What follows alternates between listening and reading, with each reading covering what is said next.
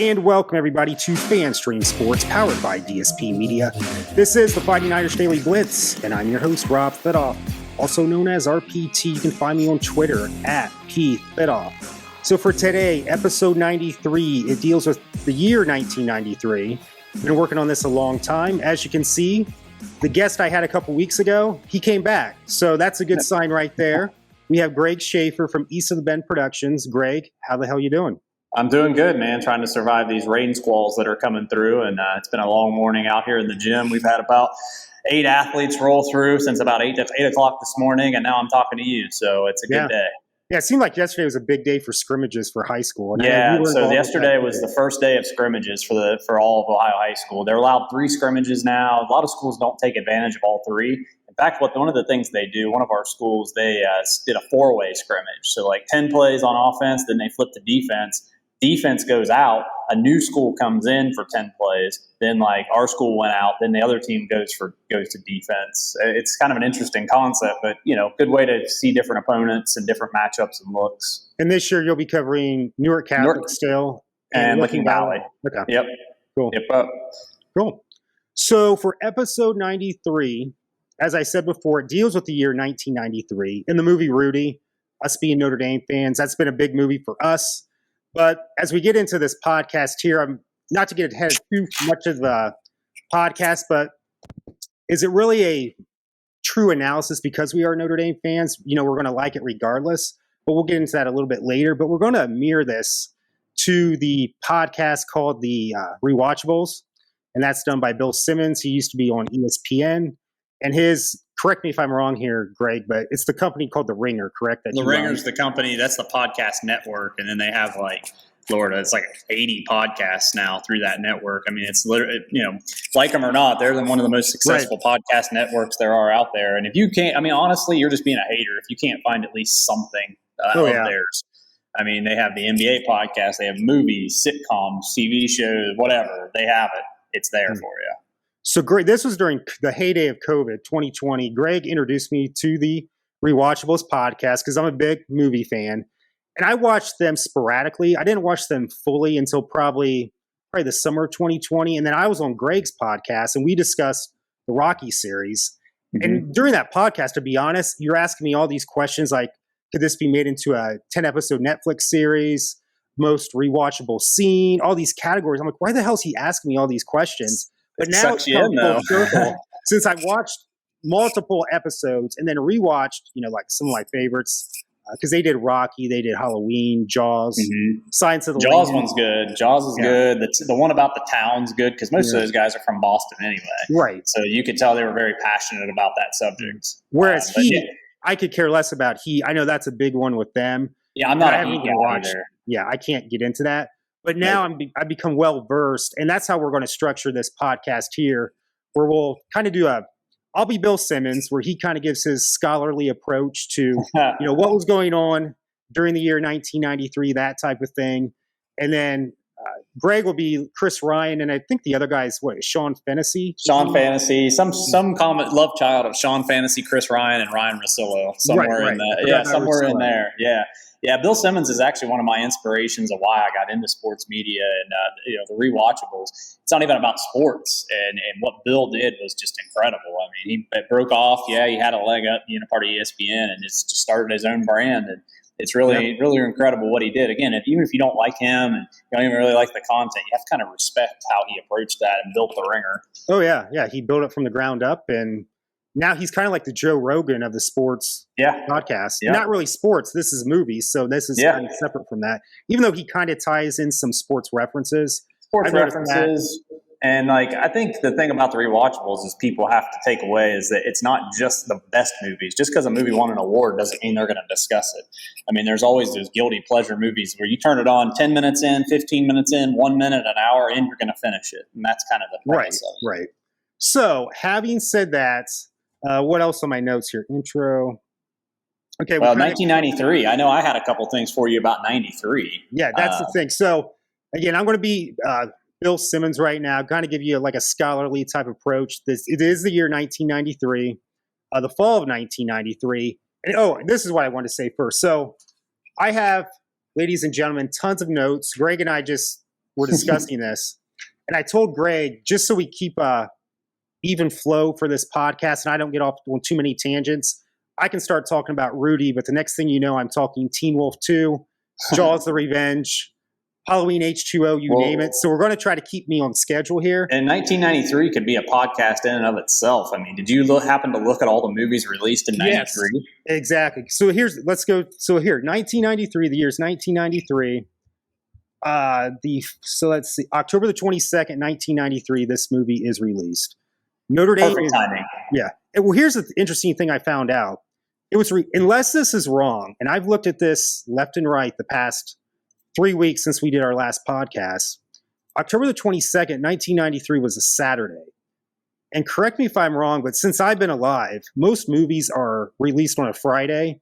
And then sometimes there'll be early releases. Because I know now, like where I live, Cinemark, even though the movie's released on a Friday, they'll do a special screening, like 2 to 3 screenings that Thursday night. And then sometimes also there's a release on a Wednesday. But it says October the 22nd, 1993, which was a Saturday, unless I'm looking at some wrong information. And that's the same day that Notre Dame beat USC to go to 8-0. And that was, I think we can all agree, that's probably the last time Notre Dame had a legit chance to win a national title.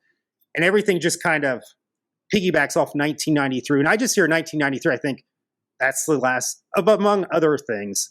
One of the main things is Notre Dame's last chance in my lifetime to win a title, which we'll get to a little bit of that more as we discuss Rudy, but it's released October the 22nd, 1993.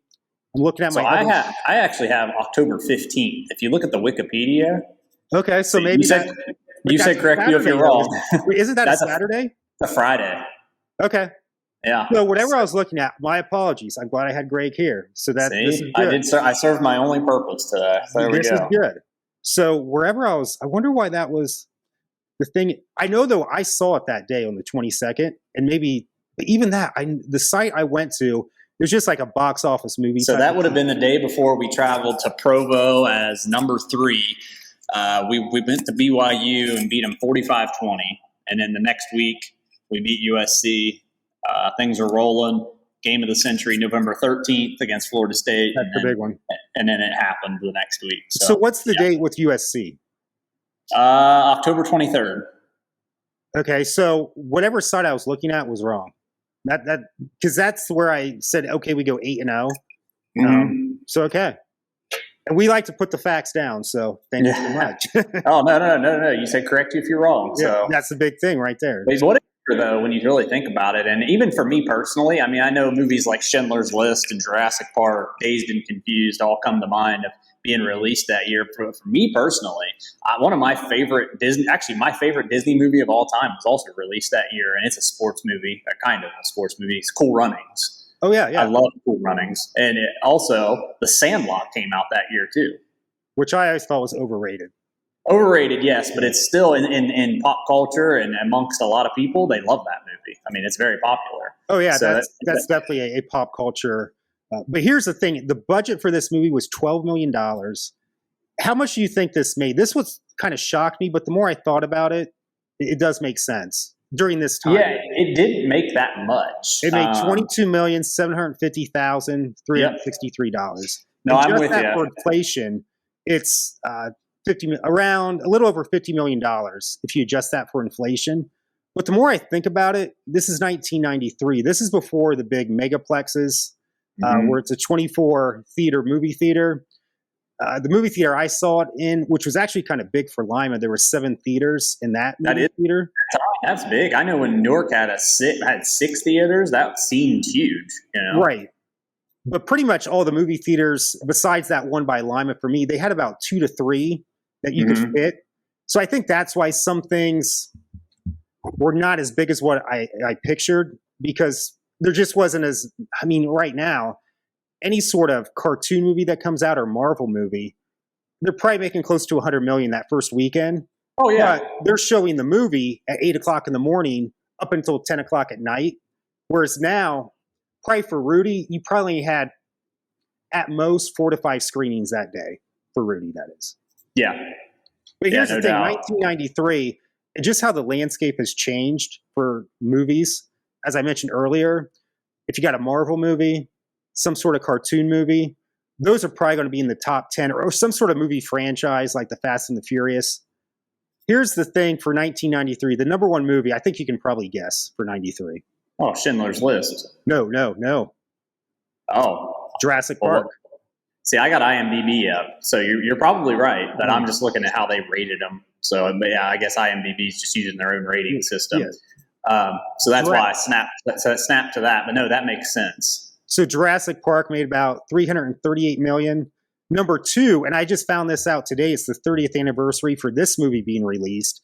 And I thought they actually released this earlier in the summer, but it shocked me they released this movie so much later in the summer back in 1993. And to me, it's my favorite Harrison Ford movie, The Fugitive. That came in second at $176 million. Then you got The Firm, Sleepless in Seattle, Mrs. Doubtfire, that was a huge hit, Indecent Proposal, In the Line of Fire. Here's our first cartoon. Aladdin comes in at 8. Woo! And then that's Cliffhanger, legendary. Yep. A Few Good Men. And then where does Rudy rank? Oh, wait, you had said Cool Runnings. That was at 16. It made just under $61 million. And then Rookie of the Year, if you want to call that a sports movie. It's a sports movie. Big year for sports movies, especially for my teams. The Cubs get a movie, and then Notre Dame gets a movie. But this is what shocked me because it was an indie movie, but it was kind of a risque movie for its time. The Crying Game, that was number 17 at just under 60 million too. But Rudy, it ends up being ranked number 69 for the year at that 22.7 million. Just beating Rudy at 67, another sports movie. You want to take a guess? Fall of 93. This is where we started to see the so-called corruption of college sports. It brought that out. Oh, the program. Yeah. I love the program. Yeah. One of my favorites. Yeah. But this is what shocked me here. And this is just how the landscape has changed. Just beating the program, Benny and June, that would never happen in today's. No. It'd probably be on Netflix or Prime or some sort of. But as you can see here, we will never see again true dramas, action type. Well, I guess you could say some action movies could be in the top 10. But this top 10 in 1993 is totally different in 2023 with the way things are. I mean, Barbie's going to be the highest grossing movie this year, pretty much. Which is insane. Right. I mean, it got a lot of, I think social media has a lot to do with that. And I'm not saying it's a bad movie. I've not seen it. I'm probably not going to see it, but I have seen it. Yeah. Is it any good? I liked it. Yeah. And I've heard a couple, too.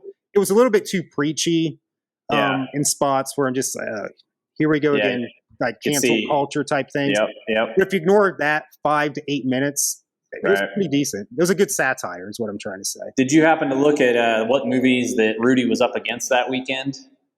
I did not. What was it? There was the Beverly Hillbillies, the one with Jim Varney. Oh, God. I don't even see that on the list here right now. Yeah, so it wasn't that successful, but these are the movies that we're up against. It was actually also up against The Nightmare Before Christmas. And then here we go. Beverly Hillbillies beat it. It was number 38 for the year. Yep. It made $44 million. Mr. Wonderful and Fearless. I don't know anything about those two. Those are Warner Brothers movies. Looks like lower budget movies though. That one, Mr. Wonderful, only made like $3 million, and then Fearless made like $7 million. And I know literally nothing about those, despite those being Warner Brothers movies. But I think with Rudy too, I mean, obviously financially, I mean, it made more than double its budget pretty much. Yep. But I think too, it's just become more popular with the, in the pop culture zeitgeist type of things. Well, I think it aged better afterwards from the perspective of, and we'll do what's aged the best and what's aged the worst later. But I think, after it came out and like the rah-rah, like underdog story, I remember watching this several times in school, like once in junior high. I know we watched it in high school. They rolling in the TV on the giant cart and you're watching, it's movie day. We watched this at least 3 times when I was going through school. Oh, cool. Yeah. And like I said, obviously, I was going to like it regardless because of the Notre Dame factor, but this was the same creative team of Hoosiers, my number one sports movie of all time.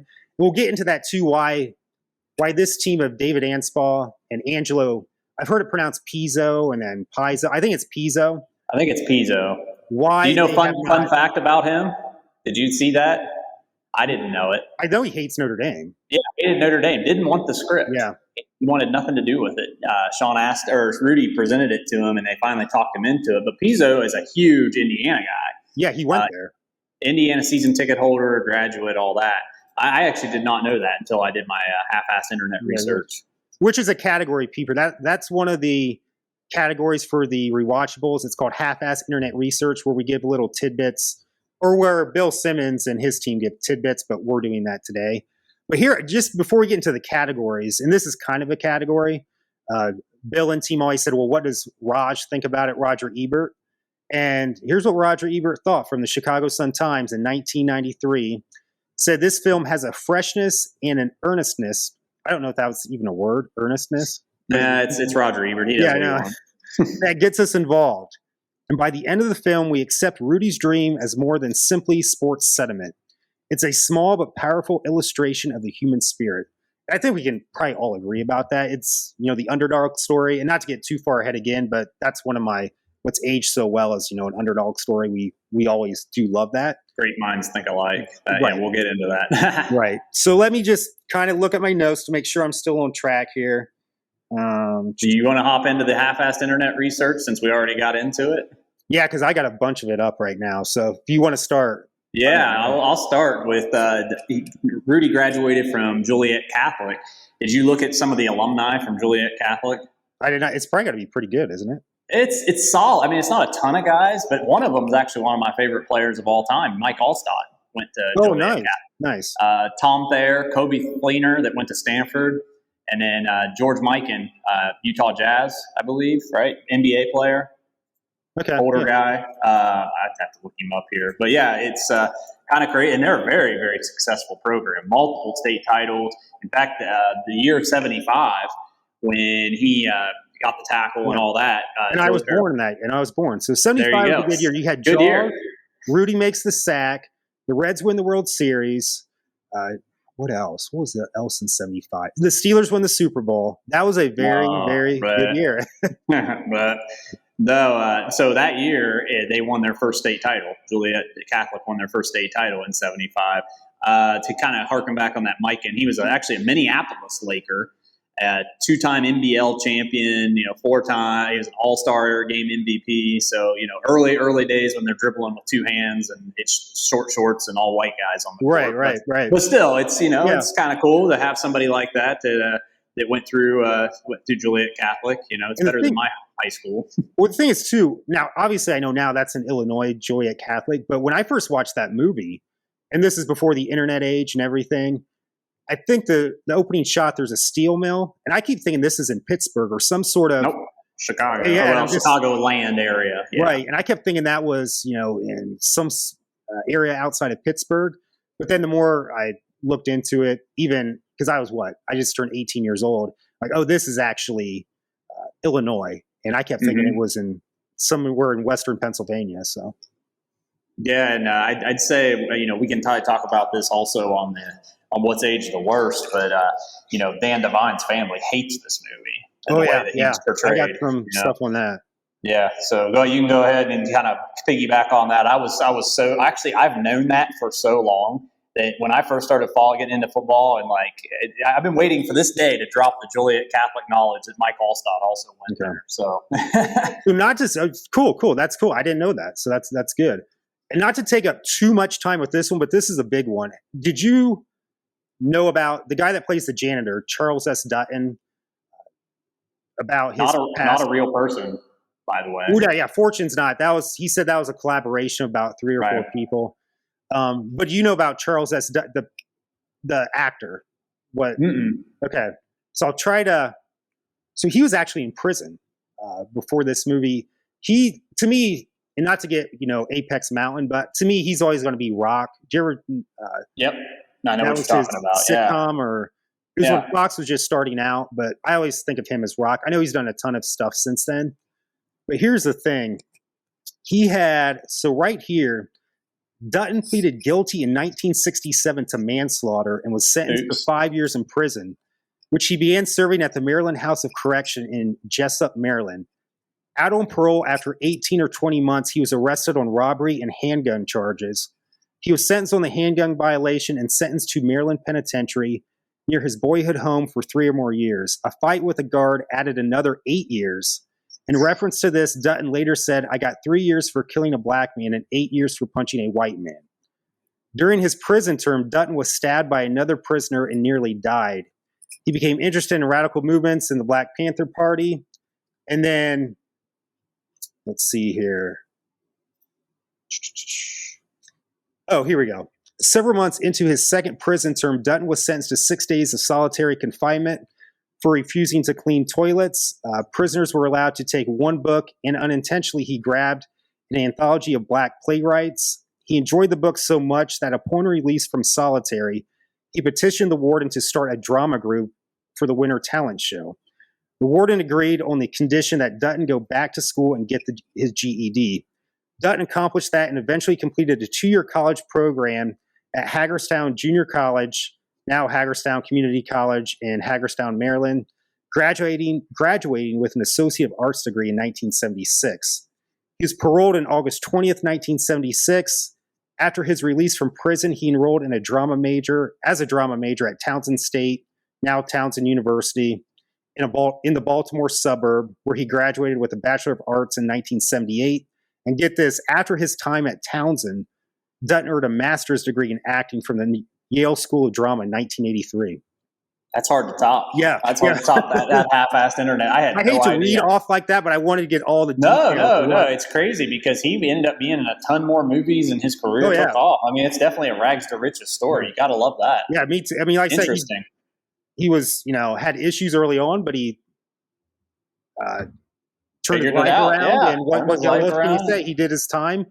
Yeah. That's why I always say about Michael Vick. I know all the awful things he did, but what else can he do right? I mean, he did his time. Yeah. Let him be a contributor to society. Oh, yeah. He's from my area anyway. So that one's kind of we'll have to do you could break off into a podcast one day about the Michael Vick thing. I'm very opinionated about that. So, right. We'll have to talk about that at some point. But here, before you get to your other ones, but this one I had back and forth information. I couldn't prove it, but I couldn't disprove it. The poster of Rudy, obviously the background is Notre Dame. Yeah. Were they, and I know this was before, I know we didn't really have Photoshop back then, but I still think you could change things here and there. Supposedly that was at Stanford University where they did that poster. Really? I did not know that. Because Sean Astin has made comments about that. And, but I just couldn't prove it 100%, but I couldn't disprove it 100%. Interesting. I did not know that. Yeah, I mean, I'm assuming. I mean, so back then they actually did have things like a Photoshop and stuff. It's just not as good as what we have now. I mean, yeah, that and what you could get was so expensive. It's like editing for me now. It's like my program cost me like $60 a month or $60 a month, and then it's like, all right, you're good to go. You can make cinema level movies to edit and stuff like that. But back then you're looking at cameras and programs. You're talking every bit of probably $30,000 minimum to get into the industry. So yeah, I mean, very interesting. I had no idea about that one. So, and then of course, as far as research goes, a lot of this stuff's already known, but you look at the jerseys were never turned in. No, that was all fake. That's the big one right there. That's a big one. It was actually Dan Devine's idea to let him dress, and he's kind of was supporting it. The slow clap back to practice didn't happen. And that's I don't want to get too, that's one of the aged really bad to me. Poorly. Yeah. Because the slow clap thing was a thing in movies. I mean, that was a thing. And then they started making fun of it. And have we ever revisited the slow clap for anything anymore in any movies and been serious about it? Like, has that happened recently? I mean, it was done well in Hoosiers. I loved it. That was a perfect scene. Oh, yeah, it was done well in a lot of movies. And then it was like, what was it, like Not Another Teen Movie or something like that. Back when we were all doing spoof movies, it became like a kind of a running joke. And I don't think any cinematographer or director has ever revisited it. Right. And then, of course, we have Vince Vaughn in there, making a cameo, or not to say cameo, but has a small role. Yep. I did find that Al Snow, I don't know if you remember old school WWE wrestling way back in the day. Al Snow is in this movie as one of the football players. And Dan the Beast, I did know. Yeah, when I was doing it last night, just some final research, I did see that. Yeah, Dan the Beast Severn, one of the old school UFC MMA legends. He was in this movie as one of the football players too. Uncredited, but he's in the movie as one of the football players. And did you ever hear about, Joe Montana's comments? I thought Joe kind of got a bad rap for that. He's more or less just saying, no, like what you just said, they didn't turn in the jerseys. I heard the chant wasn't real either. He said the chant wasn't happening. I could get down more with the chant in 2023 and understand, like, okay, it's cool, it's fake, I get it, but I like it more than the clap and more than the way they portrayed Dan Devine. Right. And then also, when they carried him off the field, Joe had said this, and I saw this in my half-ass internet research too. It wasn't like, in the movie, it seems like the whole team is behind, lifting him up. And right, it's like a couple dudes. It's a couple dudes that were jokesters. It'd be like us going, like, let's say we beat Ohio State. We're there with Hissam, Willie, me, and you. And you guys lift me up and then, take me into the tunnel just to be stupid. Something like that. That's what I've heard here. It was like 3 jokesters on the team. They lifted him up, took him to the tunnel without just be like I said, me, you, Willie, Hissam. I could even get down with that. And like, you could even probably portray that in the movie even. It doesn't have to be as serious as they made it. And I get it. It is heartwarming and touching and all that. But again, but that part at least happened.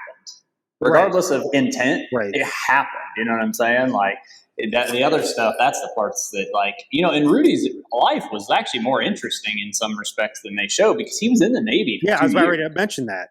Yeah, like that's when Pete dies and it flashes forward 2 years, they flash forward to when he dies 2 years after high school. Right.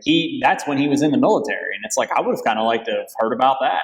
And I think too, I don't know if the Navy would have. That's the thing. To me, that would have been more interesting to go into the Navy.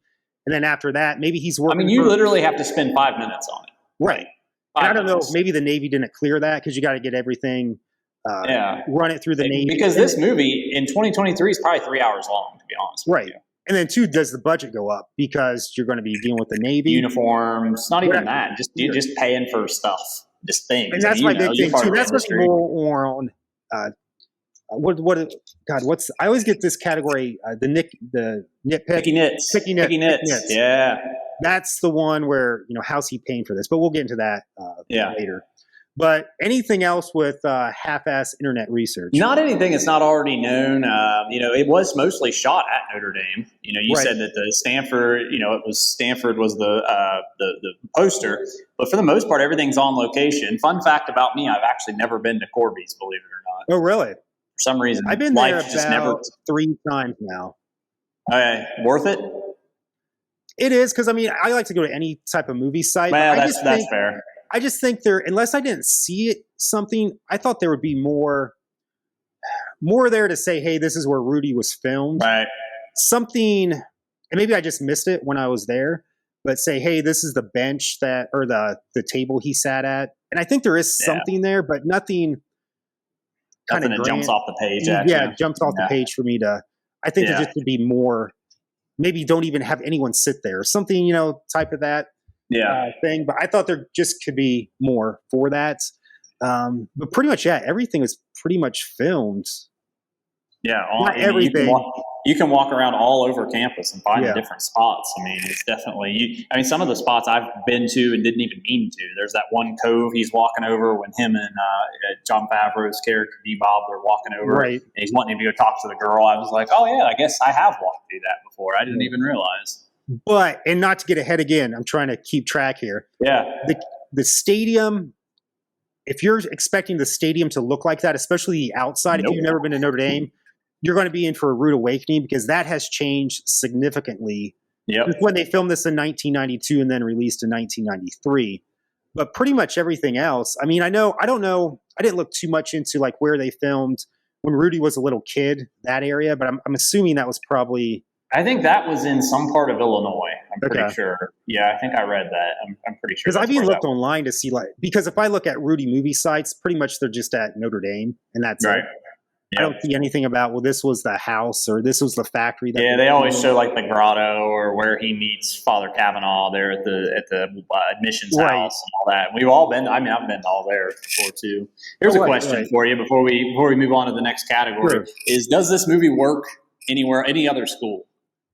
That was one of my, and I say no. I say no as well. Yeah. Now I will say it is there is that prestige before NIL Like, we're still in that romanticized phase of college football, early 90s. Everybody still thinks people are playing for the love of the game, even though we know what was happening in the behind the scenes and the Pony Express. For the most part, the vast majority of people before social media thought they romanticized college football. So I think there's an opportunity for it to work, but it has to be done at the right school. And not even because I hate Ohio State. It just wouldn't work at somewhere like Ohio State because it's in the city. You need that campus environment. Right. And Notre Dame has that prestige of not only is it hard to get on the football team, but it's hard to get into the school. And I think that's what makes it different. Well, here's my big point, too. I don't know if I told you before, but The Blind Side, I did not like that movie. To me, it was like a Lifetime movie. And for Sandra Bullock to win an Oscar for that, I would have given it back. Because to win for something, I'm just like, it's just – but I bet you now we could name the school that Michael Orr went to, but could anyone else remember the school that he went to? No. It is Ole Miss, isn't it? It's Ole Miss, right? Yeah, it was Ole Miss. Yep. But it's like, would anyone even know the school he went to? Well, and then in 93, you're at the peak of also, for around here, there was Newark Catholic, Cincinnati Moeller, Toledo Central Catholic, St. Ignatius. I mean, you're at the point in time. Ohio was sending a ton. I mean, I might be a prisoner of where I grew up in making these points, but Ohio, this is like the peak Catholic schools. Catholic schools were viewed back then as if you're going to a Catholic school, this is an accomplishment. And then the goal is to go to Notre Dame. I mean, look no further than Jerry Faust, coaching at Moeller and then going up to Notre Dame. Catholic schools were viewed in so much different of light than private schools. It's like, if you went to there, man, you made it. And too, when I saw this, again, I was just entering my senior year in high school. And there was maybe, in my senior class of 65 kids, it was probably me and two other kids that liked Notre Dame. But the others, some didn't despise them, but a lot of people just hated Notre Dame, even though we were going to a Catholic school.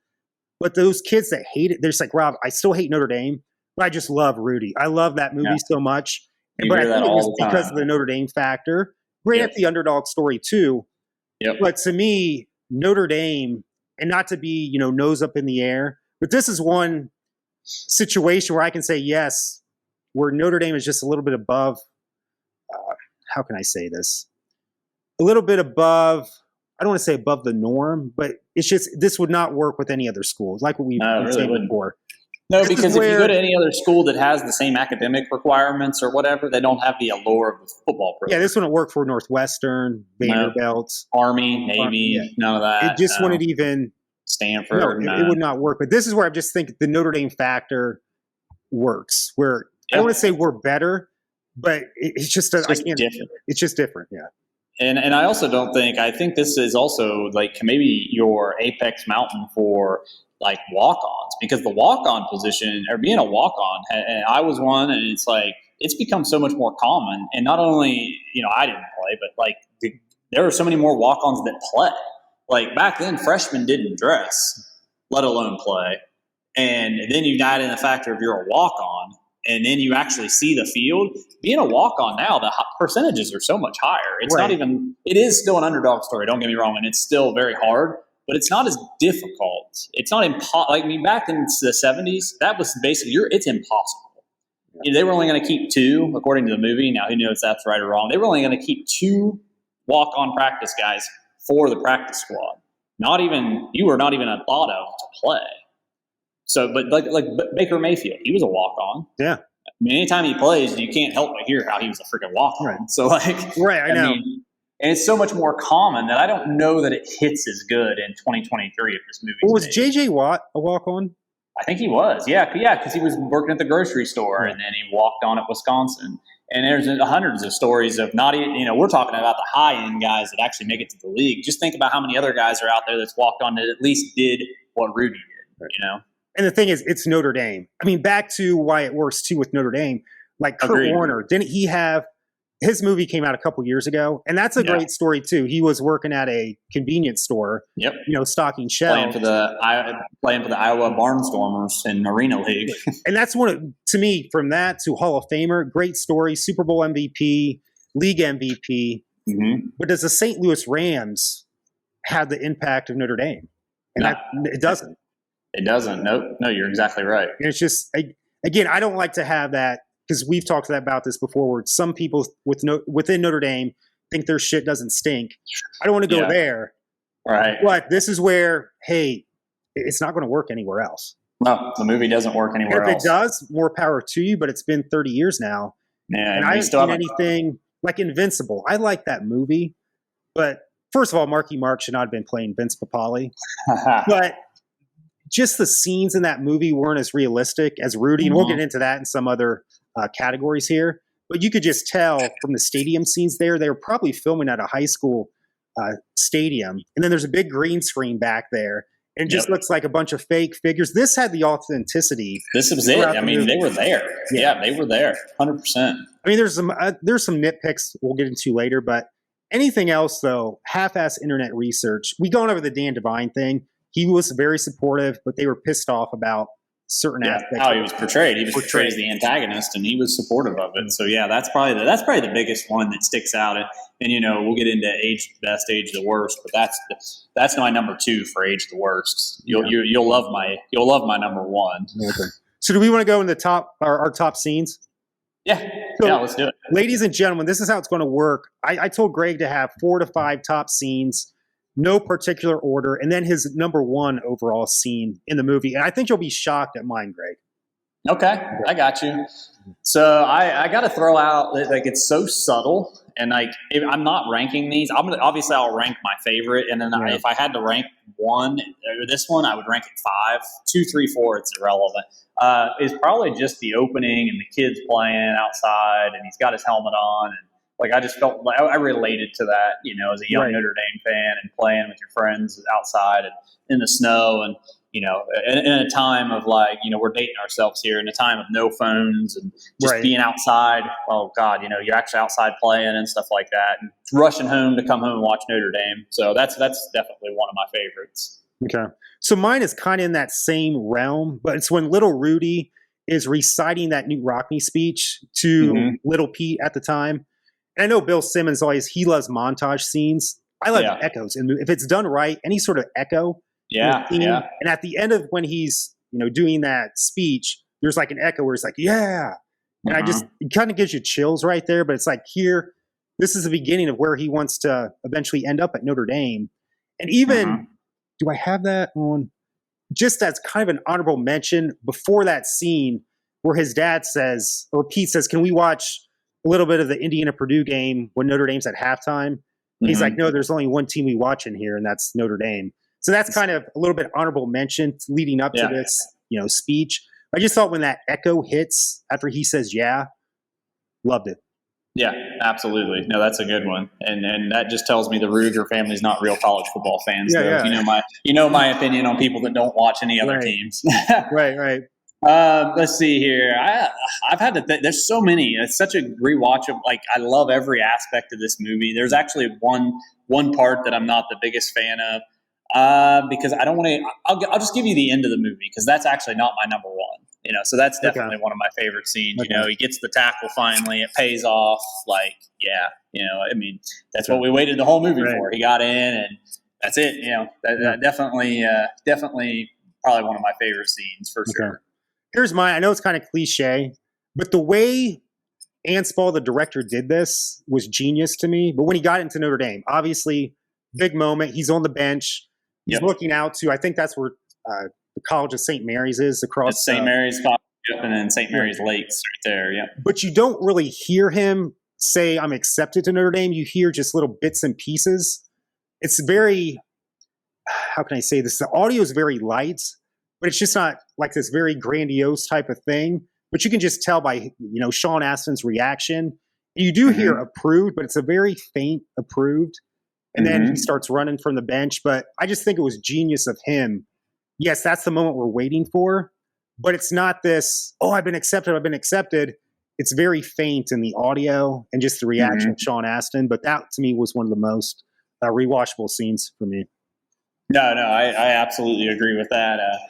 I hate to piggyback on yours and copy you, but no, I agree. That would probably be number 2 because, man, the music hits just right. They're on the bench. The wind's blowing. You know, you get the wind blowing and the ominous, like, you know, whatever you believe, but that, you know, that spiritual vibe to it. That something miraculous has happened, and definitely, I agree. But the wind and the music for me Is that the music is tough. I mean, you hear that music now. I think even John McCain used some of that music when he ran for president. During his speeches. Yep. And then you can hear that music. If you just hear that music, you know that's from Rudy. I mean, to me, it's probably not up there with Rocky, but it's pretty damn close. Right. And then when they do, previews of certain, like when we hear, I don't know, like it may not even be Notre Dame, but sort of intros for other teams, whether it's, Fox Sports or I'd love NBC Sports to do more of that, but they don't. But just other teams have used that too to get people pumped or, it's become more universal is what I'm trying to say. Yeah. Oh yeah, absolutely. No, I agree. But yeah, same scene, but those are the two, you talked about the subtle accepted, but for me, it was the wind and the way that the timing of the music was spot on. Yeah. For me, when he tells his dad, I mean, that's, his dad doubted him, whether his real dad doubted him in real life. I don't think that's ever been really said. I know the brothers aspect. Well, that was one of the things too for half-ass internet research. That brother Frank, that was just an asshole the whole movie. He didn't even exist. Right. That was just more, theater, dramatic effects. Which is wild because he had like 13 siblings. Like, why could you make up a 14th sibling just to make him not exist? Like, there had to have been a better story somewhere. I know. You could actually make work in there. Yeah. But then when you get like the factory workers' reaction when his dad's saying, "Hey, my kid's going to Notre Dame and stuff." Mm-hmm. I mean, perfect scene. But then it's just not him and his dad. But then, like I said, the factory workers' reaction. Because I think he used to work with those guys, at least in the movie. Whether that happened in real life, who knows? But when he told his dad, that's a pretty big one for me. Yeah, I would say my next one is probably, because there's two montages in this movie. And my next one is probably the study montage as he's trying to get in. He's doing all the studying, and as he's getting rejected, and he punches the wall in one, and it shows that whole everything he's going through and how hard he's working. He's going through the ropes, and I actually have so this is a double-edged sword on these scenes, because when we get to something about this one, it's actually something I have not a problem with. It just doesn't age well, but I do love this scene of him training, and then he's also he's hitting the books and he's getting rejected, and he gets rejected so many times you really start to feel it for him. It really sucks you in to be rooting for him. Right. Okay, for me, it's the scene where his first movie ever, Vince Vaughn, him and his buddy Jon Favreau, he plays, what is it? Is it called D-Bop is his name? D-Bop, yeah. So I think it's the last practice of the season as I do this scene here. But they're just doing pretty much a walkthrough. And then Vince Vaughn, this was one where I think David Anspall should have done another take, where Vince Vaughn should have sold this a little bit, but he gets the ball. He's more or less just standing up. He's like this. He's just like this. Yeah. And you go there. And like, Jesus, can't he just kind of look like he's ready to get like a little bit of a jog, Yeah. I could sell that in this gym like real quick. Like, I don't know. Like, were they just like, we're only doing this in one cut. I don't care what it looks like. I should have done a second take on that, Mr. Anspall. But then Rudy just annihilates the shit out of him. Nice tackle. Then he gets up, throws the football into his face mask, and he's like, "You brown-nosed suck-ass. You suck-ass, Rudiger." And then Coach Parsegian's like, "O'Hara, what's your problem?" And he's like, "Last practice of the season, and this asshole thinks it's a Super Bowl." Then he's like, "You just summed up your sorry-ass career in one sentence. If you would have had the 10th of a heart Rudigers, you would have made All-American. As is, you just went from the third team to the prep team," which is one of the best lines ever. If I 100%. See someone slacking off, I always say, "You just went from the third team to the prep team." But no, that's my big acting right there. So please hold the applause. Yeah, right. Yeah, that's like, Academy "You brown nose like. suck ass, you suck ass." Last practice of the season, nailed that. And this asshole thinks it's a Super Bowl. But to me, prior to that, Vince Vaughn had some, to me, bad, not really bad lines, but another one, and not to get too far ahead again, but when he's clapping for Rudy at the end, he's like, "Rudy," like, very bad. That should have been. Yeah, it's forced. His whole character just feels forced. He's like, "Yeah," and I'm like, "Ooh, that's rough right there." Yeah, rougher than what I just did there. But that's when they're hanging out by the car and the three captains or whatever approach him. Yeah, it's like, the whole thing. He's just a showboat or something like that. The whole character feels totally forced. But to me, that's just the one thing too. I think probably some players thought he was probably a pain in the ass. But he was trying to make your team better too. And that scene just encompassed that whole thing where, hey. It's a fine balance with those guys. You know, they're not going to play and they're not very good, but like also you want iron sharpens iron, as we say. And like you need those guys. And he was busting his balls there. And, you know, the Vince Vaughn character, Jamie O'Hara, I think that O'Hara. And he was just going through the motions and lit him up. Yeah, lit him up. So, but that's before I get to my number one, that's my top 4 right there. Okay. Well, my number 1 is the fight song montage while he's at practice and just getting the shit beat out of him, hands down. And that's pretty realistic. To me, that's realistic. Yeah, 100%, man. He's getting chucked around. He's not very big. He's going against D1 guys. You know, obviously D1 guys are different back then than now, but it's still the size difference was there. And of course, the fight song's playing and they're singing it, not just the music. Right. And hands down, if I tune in, pretty much anytime I tune into this movie, I'm going to continue and finish it. But if I tune in there, I have to stay till the end. That's one thing I love about Anspell and Pizzo. For all their movies, even though there's not many with Hoosiers, this one, and I'll get into another one that is about the U.S. soccer team in the 50s or 60s, but I'll get into that later. Yeah, I know what you're talking about, Put Gerard Butler's in it. Who is Scottish, but he's playing an American. And you know, we got to do what you got to do. Which is kind of weird. But they always – I remember when I watched the Hoosiers commentary, obviously those guys were not actors, but they were good basketball players, and he wanted everything to look real. And how he did, you know, they would play like regular games, but then they would just have very little lines. I think Jimmy Chitwood had maybe, 3 lines the whole movie. Yeah. But to keep that realism of everything, and I think with this too, there were actual football players in those montage scenes.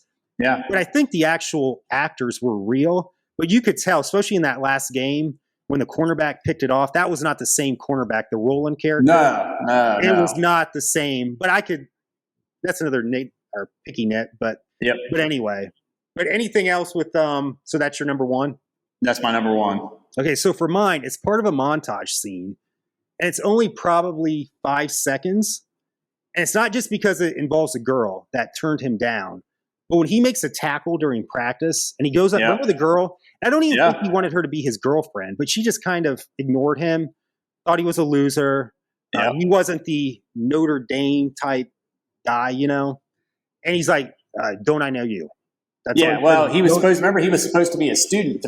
All he wanted to do is be a part of the boosters. Right. And be able to help and paint the helmets. But since he wasn't because he got drunk and told his story and kind of let the cat out of the bag. And then it was like, there's like another scene in there too where he tried to like say hi to her, but she's like, whatever. Yeah. I don't think he was trying to like hook up with her or anything like that or be a boyfriend, girlfriend.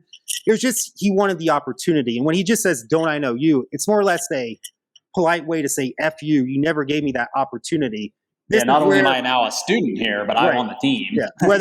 Whether you've been trying out for a team and the coach just didn't like you, so they didn't give you an opportunity, whether it's a job in corporate America where, hey, maybe it turned out okay for that company anyway, but you didn't give me that shot just to prove myself. I just think that whole scene, that's pretty much to me, the movie right there is just give me that opportunity. Whether I succeed or fail, that's one thing, but give me that chance and we'll see how things go. And as I said before, whether it's a job, you know, a sports team, whether you're trying to be on the board of something, you know, the school board, it may work out in the long run for everybody, but it could have been better if you chose me is what I'm trying to say. Anytime you can prove somebody wrong on something, I mean, done. It doesn't matter how simple it is. I always tell people, like, God help you if I'm right about this. Right. Like I said, sometimes it works out for the better for everybody, but had you chose me, it would have been a lot better. Let's just put it that way. All right. No doubt. Good choice. Good choice. That's why you're the best. Man, right there. But you keep me honest here. So like I said, especially early on with my dates, I want to check out that site again, write them an email or something. So there you go. And they better credit you as well. That reminds me, not to get too off track here, but this will be real quick. Do you remember the Batman Nintendo game from probably 1990? Oh yeah. Well, in the beginning of the video game, they have this literature in there, and it's like Batman's trying to avenge his parents' death. They spell parents Parrents. And I wonder how many times that happens. I know. You know? And I was like 14 years old at the time, so I wrote Nintendo. I don't know what. No, you didn't. Oh, that's so great. I wrote Nintendo. They never wrote back. I bet they didn't. No, but nowadays they probably would, because you could send an email and I could put that on social media and I could put it on a tweet shit out of them. So, and then people would be all over it, and they'd be sharing it around, and it'd get to them in a nanosecond. But I'm trying to think what company, because what was the main, like LJN, or it was a Japanese company. So yeah, I know what you're talking about, but it's not. They made all hidden. pretty much the so. Okay, so let's go. What's age the best for you? Ooh, age the best. I think it's just the underdog story, and that was my big one. And the fact of it's even harder to get into Notre Dame now. Yeah. And if you go to Legends, you can play some like trivia at your table. I don't know if they still do, because I haven't been since before COVID. But there used to be like cards, and you could do Notre Dame trivia at your table. And I forget the astronomical amount of numbers of not students that are rejected from Notre Dame, but valedictorians that are rejected. Not just people like me and you who, we're just run-of-the-mill AB students. No, we're talking top of their class, hundreds of them every year. Hands down, that's age the best, is the allure and the prestige of Notre Dame. Regardless of where the football team's at, it's still a big deal to be a Notre Dame football player. Like, if you played for Notre Dame, you have my attention. Right. I don't care. We had Jacob. We were used to cover Bishop Hartley. Jacob Matuska went to Hartley. Now he's on the staff. And when first time I seen him, it was just kind of. I don't get enamored by stars anymore. The more I hang around, it doesn't matter how big you are. Other than like Tim Duncan and Daniel Cormier, you're not going to blow me away. But knowing somebody played for Notre Dame and they played football for them, you at least have my attention. Of like, oh, okay, yeah, respect automatically. Yeah. To me, that was a big one for me. The underdog story that doesn't get old at all. No, and it was done well. It was so done. It was so well done. You're invested in this character. You want him to succeed, like you alluded to earlier. Like non-Notre Dame fans watch this movie and they still like it. Yeah. And I wouldn't consider this. This is aged very well. I wouldn't say this is the best montage scenes in sports movies. A year before this, in 1992, A League of Their Own. I still think that montage scene with music for the final game in that movie, probably number one for me for sports movies. But as I said earlier, like Bill Simmons loves montage scenes. Rudy has some pretty damn good montage scenes in this, and very realistic. I mean, Sean Astin's getting the shit knocked out of him in a lot of these montage scenes, and I don't know if you can really fake that at all, but to me, it looks pretty damn real. Yeah, they did a very good job with that. Yeah. And to me, I know the stadium outside has changed dramatically. That's not the scene you're going to see anymore. They've added, 20,000 extra seats since what was that, 1997 or 98? Yeah, so it went to 87.95, in fact, from 56, and then now we're back down to, 77 something. Okay. With the newest renovations. And back then you didn't have Eddy Street, which is like a little mini arena district type.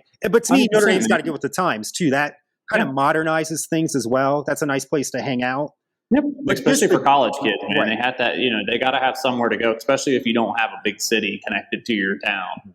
But generally, just Notre Dame's campus in general, though, that's aged pretty. If you want to, I don't want to say stereo, but the common, how can I say this? If you just want to say the ultimate fall experience on late October, when the leaves are changing, the wind's kicking up a little bit, you have a couple Indian summer days where it's a little bit warmer than usual, kind of like the October 15th, 1988 Catholics versus Convicts game. Yeah. Just that whole atmosphere of Notre Dame. The only thing missing for the fall atmosphere is Michael Myers. Let's just put it. I was just about to say that. Harkening back to our conversation earlier, this movie feels like fall. Yes, and so does campus. So, and it that definitely aged well, coinciding with one another. The movie and the way it was shot and the foliage and everything like that. And that's the thing. The producers of Halloween, Malik Akkad, he's the main producer. Mm-hmm. He's looking for an idea for Halloween because I know they don't have one for the future of Halloween right now. Put it on Notre Dame's campus. I don't know if Notre Dame will agree to that. But they've tried everything else. Why don't we have a Halloween on Notre Dame's campus? Hey, put it on Notre Dame. I would rather see Michael Myers on Notre Dame's campus before I see it in space. So, I would rather not see Michael Myers in space. Anything, Well, that was, I think Quentin Tarantino was tied to that project at one time. Yeah. And then, they did it with Jason and Friday the 13th. Jason, and that was horrible. Yeah. So anything else that's aged well? I think, it kind of encompasses the entire movie by the underdog story and how well it was done. I mean, if you want to talk about lack of chances for somebody his size, I think they're still fall right in line with each other. I think we pretty much nailed the age the best. To me, it's just like some of the, like Vince Vaughn, his career took off after this. I don't want to consider him like an A-lister right now, but he took off. Jon Favreau, especially with the Marvel movies that he's directed. I think he's directed a lot of the Iron Man movies. Who else that was, and not really aged, but at that time, I mean, we're coming, what would have been 86, 7 years off Hoosiers for Anspaugh and Pizzo. Then they do this. It's like, damn, you would have thought just sports movies left and right for them, but then they just stopped. And I've told you before, I did email Pizzo about the Danielle Green story, the former women's basketball player. She went to Iraq, got her hand shot off. I think that would be a great story, because I will say this with their movies, not so much Hoosiers, because you did have some mature themes with alcoholism. This seems a little bit more Disney-esque. Yep. I would like to see more of a, you know me, I like realism. I don't like to sugarcoat it too much. I'm not saying just, in your face, gratuitous type stuff, but I don't think they've ever done a rated R movie. And I think with the Danielle Green story, I mean, she's from Chicago, rough childhood growing up. I think that'd just be a perfect opportunity. But he had told me, I do not work with David anymore. I don't know if there was a riff. I don't know if you work with each other, because you could just not work with each other anymore too. You go on your separate ways to do something. But maybe there's a riff in there. But I just think, God, they were so hot at the time. What could have been? To me, Miracle. I think, except for the last 10 minutes, which is mostly montage scenes, is what I'm trying to say, for, when was that, 2004? And then the Kurt Russell speech, which I heard was very tamed down from what he actually said. It was more like, did you see Marcus Freeman's speech yesterday? Yeah, that was great. Finally, a little bit of fire. Yeah, all right, let's go. But to me, Miracle was, except for the montage scene at the end, and then the toned down, the Kurt Russell speech from what Herb Brooks supposedly did. Yep. I think that would have been a great opportunity for them to do Miracle. But God, there's just so many opportunities. And to me, this is one of my props for today. Right here. Oh, and then I got to get to the other one too. Can you see? When I went to this, he was so excited before the show. He had to show this off. So Angelo Pizzo, David Anspaugh. I would love for you. I'll make it. Why don't you? This is you talking to us. I would love to see you guys make another movie. And this is all I can say. Right. And the Danielle Green story would be a great opportunity. But do you have any? Here's another sort of little, I don't want to call it a comedy bit, but another thing to me that's aged pretty damn good. Yeah. So let me set you up. This will be real quick. My cousin, I checked with him yesterday. I want to make sure that his brothers didn't do this too, but Kurt Gunder, he went to my high school, Delphos St. John's. He would have been a senior when I was a freshman. And he had this on his Letterman jacket all 4 of his years. And then when he graduated, I started the same thing. And I thought his little brother, Phil, who graduated in 2000, did this too. He did not. It was just mostly the 90s guys, so the early to mid 90s. And then I thought his older brother, Chris Gunder, did this as well. He graduated in 86. He did not. But if you're ever tailgating at Notre Dame and you go to their tailgate, he makes a great drink. Chris Gunder, this is. It's called Touchdown Jesus. I had one when I was at the Georgia game. I met up because I had about 6 hours to spare before the end of the game. That was the bus trip in 2017. Yeah. But Touchdown Jesus, it is a great drink. I can't say it enough. Okay. So kudos to my cousin Chris. Shout out to the Touchdown Jesus drink. I like it. So this, can you see right? Here's my Letterman jacket. I'm trying to get, as you can see, people, our screen's been cut off today. So this I got you. I see it. Yeah. So this is what Kurt and I did. As you can see in the back, we had the Notre Dame patch. I love it. Yes. In the early 90s. That's a good one too. And that's the fighting Irish, not the G. The G's gone. Yeah, that's old. Yeah, good stuff. Yeah. Man. Let's see. I think this still probably fits me. So this is 30 years. Let's see here. Oh yeah, you got it. Yeah. So right here. All right. Next show I'll dig mine out. Yeah, we'll do the show in our varsity jackets. That's fantastic. So there we go.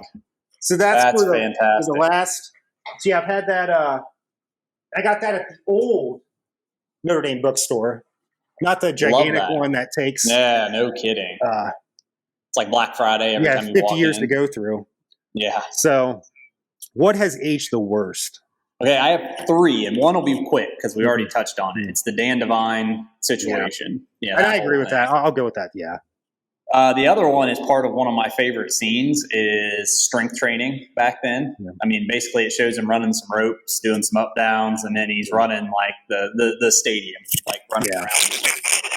It's like the strength training has definitely changed a little bit from running some laps, doing some push-ups and up downs. My number 1 is going to blow you away. Or maybe not. And it might even be your number 1. I know the way we think. Yeah. I think Rudy Rudiger himself, the individual. Oh, yeah. I got that down here. Yeah. Yeah. Yeah. 100%. I got some things to say. Yeah. I mean, he's, and you can do what you want. It is what it is. I'm very much a libertarian, and I want you to live how you want to live. But now we went from this very, very, very Catholic individual who through and through Notre Dame, and he's now a Mormon. Yeah. And he has all these tax evasion things going on, and basically somehow avoided prison time, and just doesn't seem like that good of a dude, to be honest with you. Well, he said too, I think that was his whole life, where we have different, I like movies, I like sports, true crime, other stuff. It's not just one thing that we focus on. That is the only thing he ever focused on in his life. And when it wasn't there, it was just pure chaos from what I've read and kind of heard from him. So it's interesting. I actually have that wrote down in my notes of like, what was Monday like after he did it? Like, I mean, his marriage failed. He said he was a horrible husband because he didn't have anything to look forward to anymore because that was his whole life. It makes you wonder if he had just some like undiagnosed like OCD or, Well, he did have dyslexia. Remember, that was the thing. Yeah, he did have dyslexia. Yeah, but that's more of like a visual like learning thing. Yeah. I'm talking about like personality obsessive traits. And I thought they should have went more into that just to say, hey, this is why I'm not getting good grades now. This 100%. Is what. And I kind of marked that on there. And we could have pushed out the whole jersey turning in scene. Just right there. We could have put him in the Navy like he was, and we could have went over dyslexia, and we get rid of Dan Devine being a villain. Right, right. I want royalties now. Yeah. And do you have anything else before that? That was not A+. Number 1 is they age the worst. Is 100%. I'll get into Rudiger himself. And I kind of had the Rudy thing, and I'll kind of elaborate a little bit more. I mean, I said I don't like to exclude anyone in a conversation or anything like that, but we've had certain individuals, and I will not name names, where it's just like, yeah, we're including them, but God, they're annoying as hell right now. Can they just shut up? It's like the guy at the bar that won't shut up, and he hasn't had a drink at all. He's not drunk at all, but he's just so annoying. And that's worse than the slobbering drunk. Yes. And it brings me back to, have you seen Planes, Trains, and Automobiles? Oh, yeah, 100%, man. Great movie. And when Steve Martin is going off on John Candy, and he's like, didn't you even notice on the plane I was reading the barf bag because you annoyed me so much? And I think if I was on a plane with Rudy, that'd probably be maybe not, but just from what I've heard, if I'm on a plane with him, I'm probably reading the barf bag. Let's just put it that way. Yeah. Well, I've done some grappling seminars, and you'll bring in top guys, world champions, and some of them are fantastic, but there's a few that they come up, they don't say it, but they base their body language and their tone is basically like, ask me what it's like to be a world champion, and I think that's probably what talking to Rudy's like is, hey, I played at Notre Dame. Like, yeah, we go. One play. Yeah, right. Have you seen the actual play? It's kind of a half of a sack.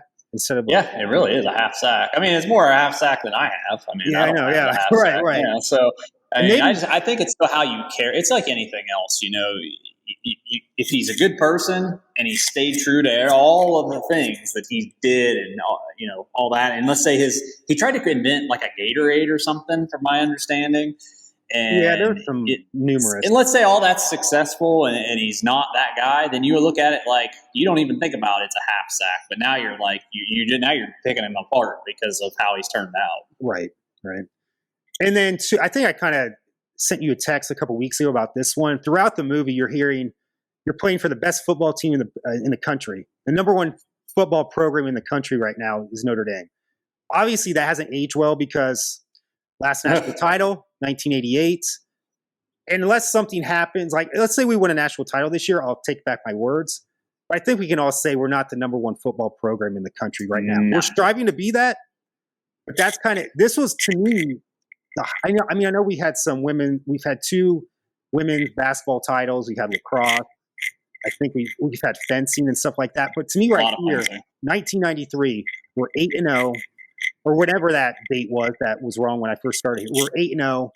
We're pretty much, had we beat Boston College, we probably won a national title that year. Mm-hmm. We're in the media pop culture zeitgeist with Rudy here. This is probably the most popular Notre Dame has been in the past 30 years. Would you agree with the movie? Oh, yeah. The football with program? The movie, the football program's on top. Everything's cruising. I mean, we're, 5 years removed from our national title, right, which isn't that long. 5 years isn't as long as and if you think about that, 88 we won it. We should have won in 89. 90 we probably could have won it too. 91 was probably the only year I don't think we could, but we won the Sugar Bowl. We upset Florida.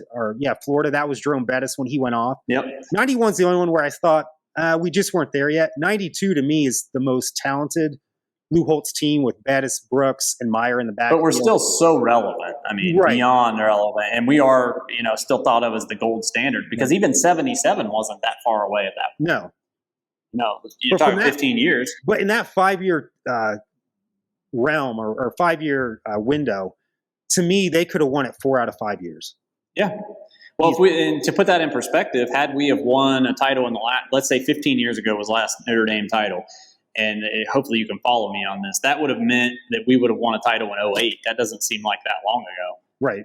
And so let's, go back to, 77 to 93, 15, 16 years. It's still fresh in everybody's mind how great Notre Dame is.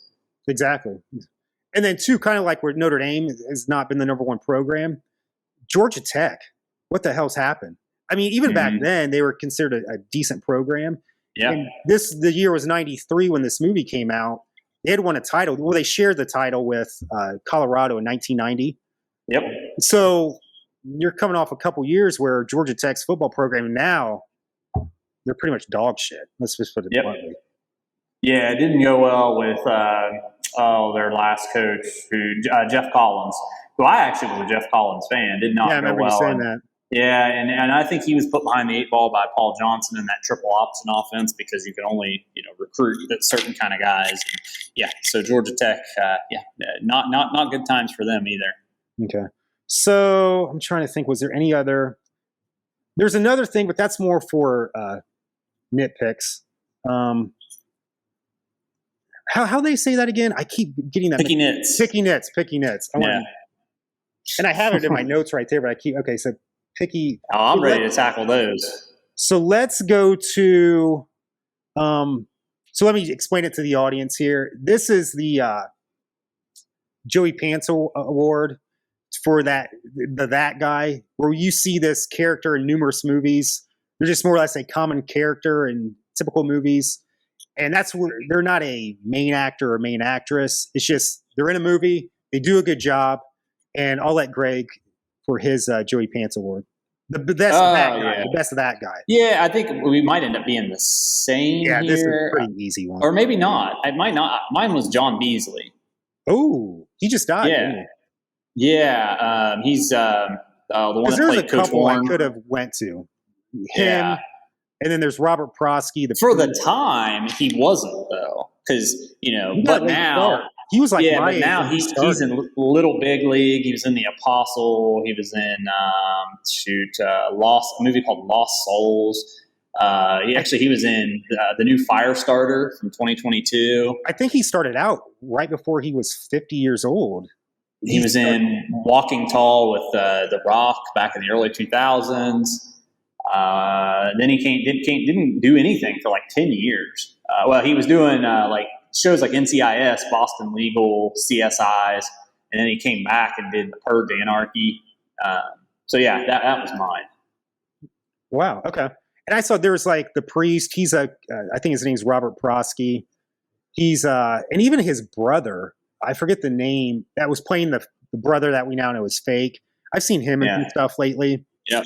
But to me, this guy is the epitome of Joey Pants, that guy, Chelsea Ross. Yeah, and that's one of the reasons I didn't go that direction, because I kind of figured you would. But to me, they're hand in hand. Yeah, because I at least knew the other guy's name. To me, that guy is like, you can't even pick the name out, but he's been there. I mean, to me, he's like, because Hoosiers. And the thing is, not that he's just a common character in the movie.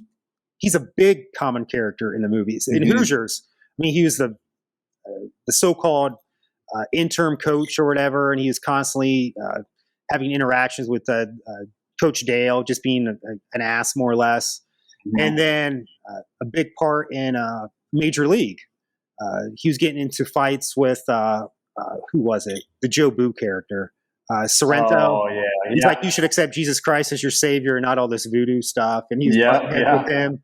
Not so much. He's in Basic Instinct. Not much of a part in that. That was more of a common type of role for him. One of the detectives. What else is he? But here, I mean, Dan Devine. That was one of the. Even though he's maybe in the movie no more than 10 minutes total, that was a very pivotal role for the Joey Pants that guy. So yeah, mine's Chelsea Ross. I think if there's ever an award for the most typical that guy, to me it's Chelsea Ross. I would agree with that. So this one, the Vincent Hanna Award, which is more or less it's not a bad acting job, but you're overacting. And Greg, I'll let you go with that one. Probably Vince Vaughn, right? Actually, I totally forgot about this category. I'm not going to lie. I'm not going to lie. I totally forgot about that category. So I would probably say that, but I would also say Chelsea Ross too, to be honest with you. It was a lot of it was like overdone. And then like during the clap scene, like you clearly can see what's going on. You have a bird's eye view of practice and you act like you have no idea. And then we get the whole not in our house. Not come in our house and push us around. Right. And it's like there's such cliche forced scenes. I would say it'd be between Vince Vaughn and Chelsea Ross. Right. Mine is Fortune with the 5'0", 100. I know that's a great scene. It's a great speech, but I think it's a little bit too theatrical. Like, you're the best team in the land for 2 years. Yeah. Like, is this a play or is this an actual movie? Well, you actually sparked a repressed memory of the Chelsea Ross overacting. Is when they don't run the play that's called, and he goes, "What the hell is he doing?" And it's like that's a lot going on with the face, and it's too much, too much. So okay, we had two different ones on there. So let's see here. I'll save that one for later. Here's the thing. I looked everywhere for the recasting couch. I couldn't find a thing. I couldn't find anything. But I'll give you two that I came up with myself. Okay. Because they always you can pick people, not necessarily like people that were actually discussed. Just you could throw stuff in there. I think that Beasley's character and Fortune could interchange. I think you could interchange those two, and it's the same thing. Right. I also had Lawrence Fishburne and Forrest Whitaker as Fortune. Ooh. Not a bad choice. Yeah, and then how about Al Pacino as Era? Okay. So as you say that, the long pause tells me everything I need to know. Let me say this. So that was, and I didn't really get this until probably 10, 20 years later. But I had a teacher where I went to high school, and I remember that Monday coming in, and her name was Mrs. Toohey. She's passed away, so rest in peace, Mrs. Toohey. Great teacher. Mrs. Toohey, shout out. Yeah. So she was a big Notre Dame fan. Her husband was a big Notre Dame fan. She's like, I love them. She's like, I'm like, yeah, I loved it. She's like, we really liked it too. But the way they portrayed Ara Parsegian, they should have done a lot better because he was just a great coach, great man in general. She thought they just kind of shoehorned in. I mean, I think the guy did an okay job acting, but the more I hear about Ara, it was just kind of a rubber stamp type of performance. And I think they could have went a little bit better with that. I don't know. That would have been a decent choice, Al Pacino. But let's say we're making this today. Oof. And I want to let you try to guess who I'm thinking here. I'll give you a hint first, and then if you can't, I'll give you another one. And then if you don't want to get it, I'll tell you.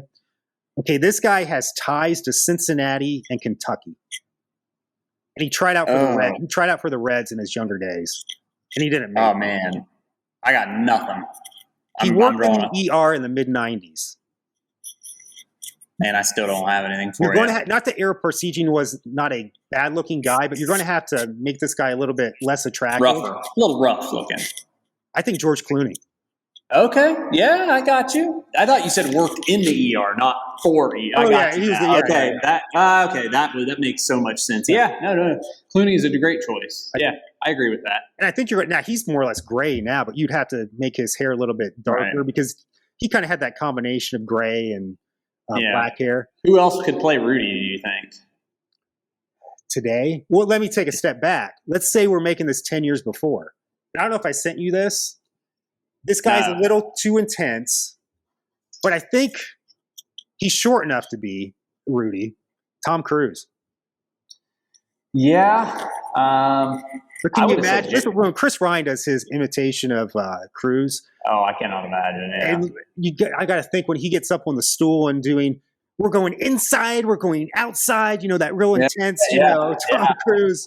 Yeah. We're not going to cross that goal line. I think with that in mind, though, with the size, I would almost think maybe like a Jeremy Renner. Because Renner is not that tall. Well, Renner would have only been, Renner's 5 years younger. So Renner would have only been 12 then. Okay. Yeah, you're right. If we're doing it at that point. Renner got a late start. I mean, he didn't get big roles until like 35. It's a good point. Yeah. But then, and maybe I think we've talked about this before. So I know during that time you had, Chris O'Donnell. I don't know if that may have worked. You have, who did I write? That's a good one. That's a solid one. I like that. Chris O'Donnell could have, he's coming off Son of a Woman.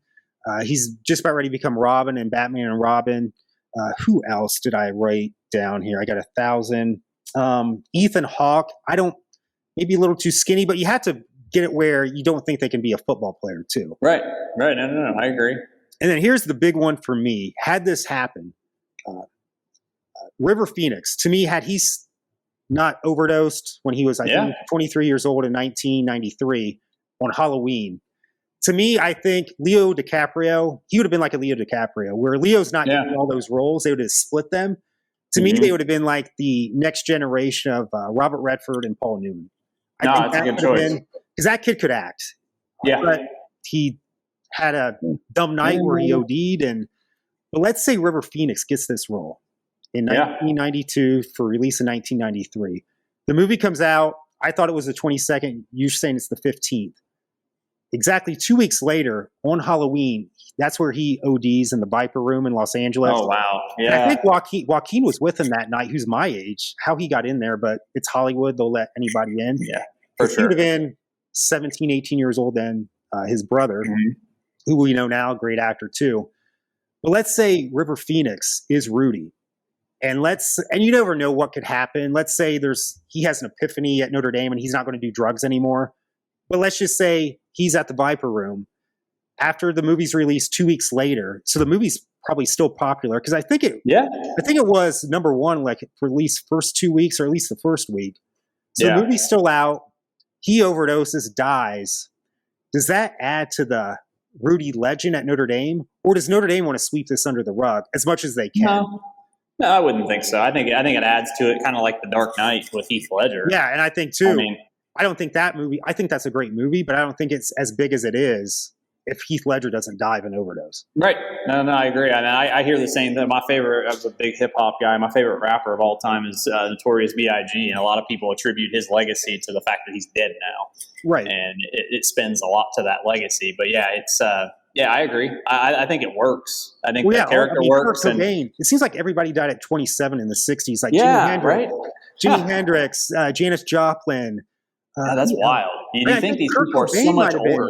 He might have been 27 too. It's so crazy, man. But yeah, I think Tupac, whether he's dead or alive, that's still. That's true. Yeah. It looks like there may be some movement in that investigation. I don't think anyone will ever. I've seen that too. Yeah, I've seen that online. Yeah. And so it's kind of like JFK. Until everybody's dead, I think that's when you'll actually find out what. Yeah, something will pop out and be like, oh, that's just common knowledge now. Yeah. Well, I just kept thinking during that time, had he been Rudy and then he dies, does that add more to the legacy of Rudy? Yeah, I think it does. I know. I think you're right. I think you nailed that. But I can't say that enough. I know other people have said this too on other podcasts. To me, had he lived, that's another Leo DiCaprio 2.0. Yeah. For all these other, because I think he would have been about 4 years older than Leo. But with Redford and Newman was about, I don't know, 5 to 8 years older than Redford, but they were kind of that 1-2 punch in the 60s and 70s. Well, I always thought that, because I just was trying to think of something else to talk about, because I couldn't find anything on Recast, nothing at all. I couldn't either. I was right with you. I did. Zilch. I've done these shows before, these paying homage to the rewatchables, and I can find stuff. I've never had one where I couldn't find anything. So I'm trying to think one other person that I was thinking of during that time. I mean, I know Sean Astin was with Brendan Fraser and Encino Man. I think Fraser would have been he's too big of a guy. I think you need a smaller type of guy. 100%. And Astin's size definitely. Oh, shit. This is the one I was thinking of. And he wasn't big yet, but he kind of had that. He wasn't a big type of guy yet, because he's been cut in some movies. Matt Damon. Oh, yeah. That could have been one. Matt Damon. I like that. But the only thing I could think of was like the River Phoenix thing, and then George Clooney, I think that's Era Parsegian. So, okay. Yeah, everything else was solid. Okay. Anything else, though, for this subject? Nope. So let's go Apex Mountain for Sean Astin. Apex Mountain? Yes, definitely. I do too. Even though I know there was he was popular for those awful Lord of the Rings films that I wanted to bash my brains in with a sledgehammer watching. I could not get into those. But I got to think, even with Goonies too, I got to think this is when his obituary is written, it's going to be known for Rudy. And if you see him out in the general public, people are going to probably chant Rudy, type of thing. And I know he kind of comes from, I wouldn't say a royal acting family. His mom's Patty Duke. His dad, who's a big time actress. I mean, I think she's passed away. And then his dad hasn't, though. John Astin, who plays Gomez in the Addams Family. Yep. I wouldn't consider them like royalty, but let's say if you want to, I know Bill always kind of does this with sports. Let's say maybe the Horace Grant family. You know, you got Harvey, Horace, and then you got the Jeremy. You got the kid that played here, Jaron Grant. Jaron Grant. Yeah. So I agree. I would say definitely for Sean Astin, that's his apex. Ned Beatty, I would say no.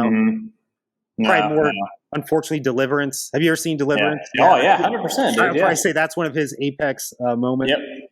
Charles S. Dutton, I would say no, it's The Rock. No, The Rock, yep. Let's see here. Vince Vaughn, no.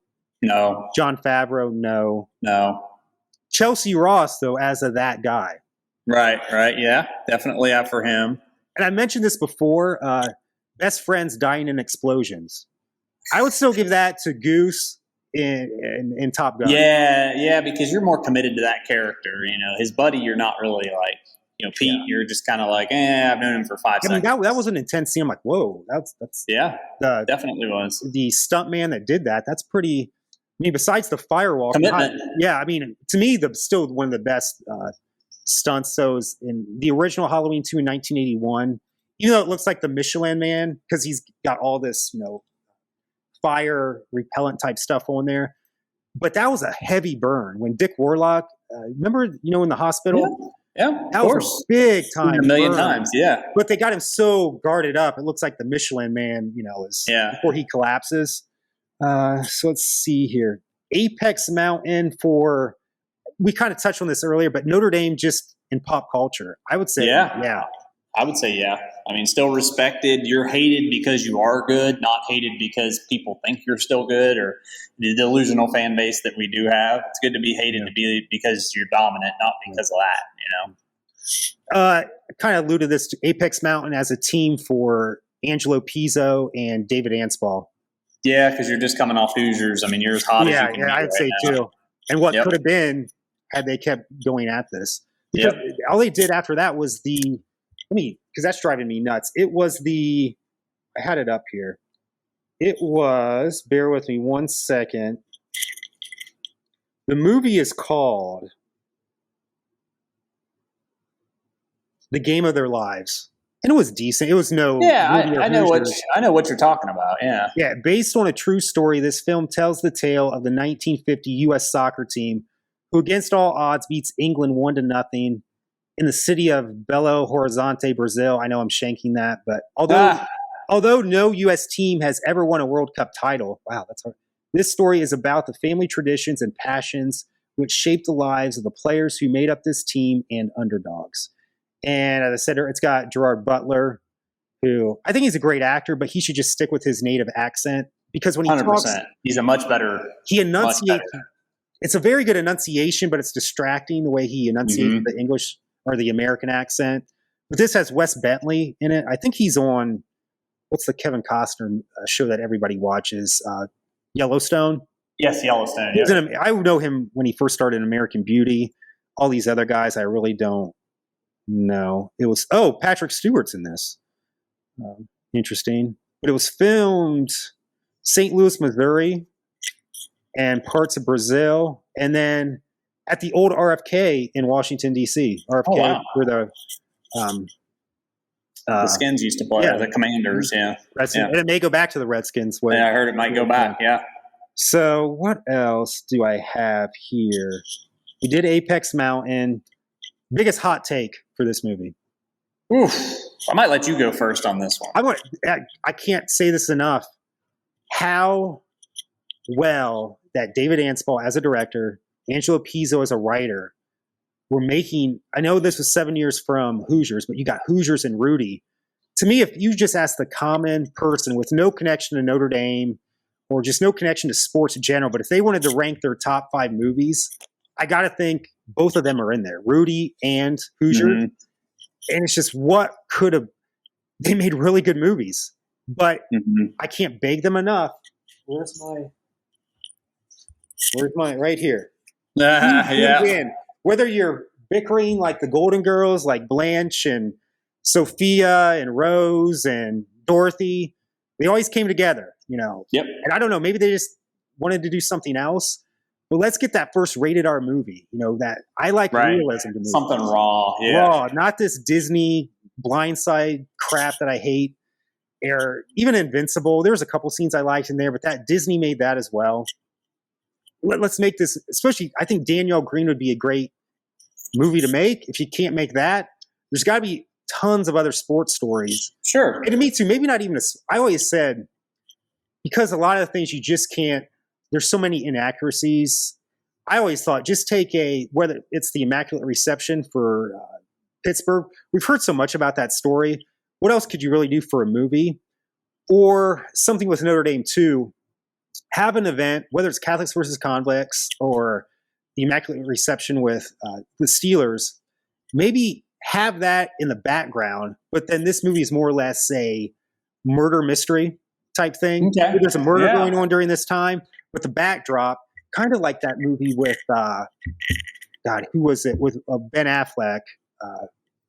What was it? It was about, the backdrop was when George Reeves, they said he committed suicide. He may have been murdered, but it was with Adrian Brody. Hold on one sec. I got it because that's going to drive me nuts. But they fictionalized the actual murder mystery of something else, but they combine that with the whole George Reeves story. Adrian, is it Hollywoodland? Hollywoodland, yes. There you go. Yes, they mentioned that it would kind of be like this. Okay, you're going to mention Catholics versus Convicts, the Immaculate Reception, but you're going to have a fictionalized murder mystery or something like that. I don't know if Notre Dame would go for that, to put that on their campus. Who knows? I don't know if they ever let anything be filmed back at Notre Dame again, unless it's just like a documentary or you know. I don't personally ever see them letting another big movie be filmed. No, not with the way they are up there. No way. And I was kind of shocked too. You would have thought. I know there was. I remember one of the people that were one of the players handing their jerseys was George Poorman. He was and he probably didn't get paid. He's more or less a glorified extra, but he was a player during the time. That was the only player I saw, you know, the face that is during the, you would have thought they would have tried to get Lou Holtz cameo in there. Right. No, Father Ted was in there as a cameo, but you really didn't see, I know this was all way before NIL and stuff like that. And you were probably paranoid about, that was a big thing with Hoosiers. Some of those guys did get paid and it hurt their eligibility, or I don't know the whole details of that. Plus, it might have just been harder to get a hold of people too. I mean, even though you are making a movie and it's Hollywood, I mean, look at the connections I've made. There's connections I've made that should have never happened. Right. And without social media, they don't, you know? But to me, that's the biggest hot take. How great of a team this was. What could have been what could still be, contact me. I'm going to Twitter or tweet them, whatever it's called now. X then, what's it called? X now or Twitter X or whatever. Yeah, they'll probably say, "Who's this idiot talking?" Get out of here. But hey, I just think there's a great opportunity because I just haven't. Besides Warrior, I love that movie. That's in my top 5 probably. With great movie, Tom Hardy, and that was filmed in Pittsburgh. But you got, for me, it's Hoosiers is the best. Then we got Rudy, no particular order. Rudy, Warrior, Field of Dreams. I don't know if you consider that a sport. Talking about overall sports movies. Sports movies. Oh, Any Given Sunday is my second favorite movie ever. Yeah, I couldn't really get into that one. Maybe I need another rewatch to that. Yeah, I love that movie. Yeah, I love The Greatest Game Ever Played. Even though it was a Disney movie, it was when Shia LaBeouf, before he became crazy. Yeah. The Greatest Game Ever Played, that was pretty good. I like The Rookie with Dennis Quaid. That was good. And that's a Rudy-like story because he only got in for a few pitches. I mean, all he wanted to do was become a major league player, and he got in for the Rays, struck those guys out, and pretty much that whole movie is pretty accurate. Right. And that's the thing, too. I forgot to mention this when I first did my Bill Simmons, educational sort of session early on. But to me, this was the most, during this time, let's say late 80s to early 90s, most realistic. When I say realistic, there's no CGI in any of these movies. So you're coming off of, even though I consider this more of a kind of a chick flick romance story, Bull Durham, Field of Dreams, you got A League of Their Own. What else is coming out during this time? You got Rudy, Hoosiers. It's just more of a realistic type thing. Now, I think CGI's kind of killed that. Kind of like when air conditioning killed kind of the so-called summer movies where you don't see people sweating anymore. I mean, Siskel and Ebert did that. That's literally a hot take. Yeah, Siskel and Ebert did that in the early 90s, they were saying the summer movie was dead because air conditioning was killing it. You didn't have that outside. Yeah, people had to seek refuge. They wanted to go in and you go see a movie to get cooled off. Right. Now you don't have to go outside if you don't want to. Right. So did you have your hot take or? So my hottest take is it might be boring or it might blow you away. I don't think that you're going to feel in between on this thought. Is despite all the things we've said and all the things that we talked about could be changed, I like this movie just the way it is. Everything about this movie, I enjoy it. Even the jersey turning in, I know it's fake. I got it. But I like it. I like everything about this movie. It sucks me in. Right. I don't know. I would like to have went down the Navy career backstory kind of thing and all that. But also, I'm good with how this movie is. You remind me of something. I didn't mean to interrupt you there, but No, you're good. You're good. Keep going. I watched this movie, and there's not many parts. I mean, other than maybe Divine, I probably would have changed how he was portrayed a little bit. But that takes 6 seconds to fix. Yeah. Other than that, I'm in. It's kind of like in Halloween 2, the original Halloween 2. You could just take out one little dialogue scene, and they're not brother and sister. Right. No, you're exactly right. And that's how we liked it when they weren't brother and sister. But I digress. And if you put Divine on board with just hey, the players want him to go in, and he says, "Yeah, that sounds great," and then maybe the guys file in behind, throwing their jerseys down, and he has a smile on his face instead of a look of disgust. Right. Boom, done. Yeah. We got it. We're done. Yeah, because I said there's a couple cringy, like I said, some of the dialogue with Vince Vaughn, but that's nitpicking right there. Yeah. We didn't do that one. Let's knock that out. Yeah, we can wrap up with who won the movie. Picky nits. I said I wouldn't change anything. This one always bothers the shit out of me. It's a tackling drill. Okay. It would shock me if you have this one. If you look close, the players that aren't participating in the drill, there's 2 of them with black face masks, and it drives me insane. Yeah, and it looks like Army's helmet. And it's we were rivals back then. You know, Notre Dame Army in the 70s, that was kind of a rivalry. So, that one has always bothered me. Notre Dame did not play against Penn State in the 70s. And when they filmed that game at the Snow Bowl and Rudy's in the stands and they show the scoreboard, that was a great game, regardless. Yeah, that was a great game, but that never happened. The brother and girlfriend dynamic, I didn't understand. Yeah, that could have been cut. Could have been cut, and also why Rudy didn't have a more visceral reaction. It's your girlfriend who you almost got married to, and now you're coming home to visit your family. Dude? Yeah. All he does is just storm off, and that's it. And we don't touch on it ever again. No. It's never again brought up. No. And then when he gets his last hit on the coach, and the coach is giving the spiel about you get one final hit on me and my friend down there. We never seen the hit on the friend. Who was the friend? Right. Where's he at? The bag was the bag. Maybe that was it. Maybe that's what I'm missing. That's what I thought. That's what I thought. But he points me and my friend down there, and it's like, huh? I just thought it was like the bag. Maybe that was it. But yeah, you might be right. Maybe we solved the mystery. Yeah, you had up some good. My biggest, and this is really nitpicking for picky nits. I finally got it. Picky nits. Yeah. The last game when you have a lot of montage moments and they're looking into the crowd. And I know there's only so much you can do because they had to do that within 10 to 20 minutes because they filmed it at halftime of the Boston College game where we annihilated them. What was it, about 50-7 that year? Sure. And then they paid us back the next year. And after that game, it's been I think they won the war. Yeah. But or not a shit show, but it's just been a lot of what's the word I'm looking for here? God, I drew a blank. Very inconsistent. Not even that. It's been frustrating. It's been very frustrating the last 30 years.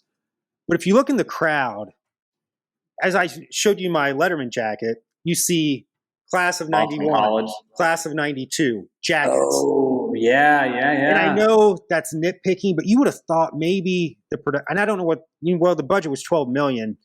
They could put something around them to look more 70-ish. Because the only thing that really looks 70-ish is when because actually, when the dad, the mom, and the brother, Rudy's right behind them in the little cap there too.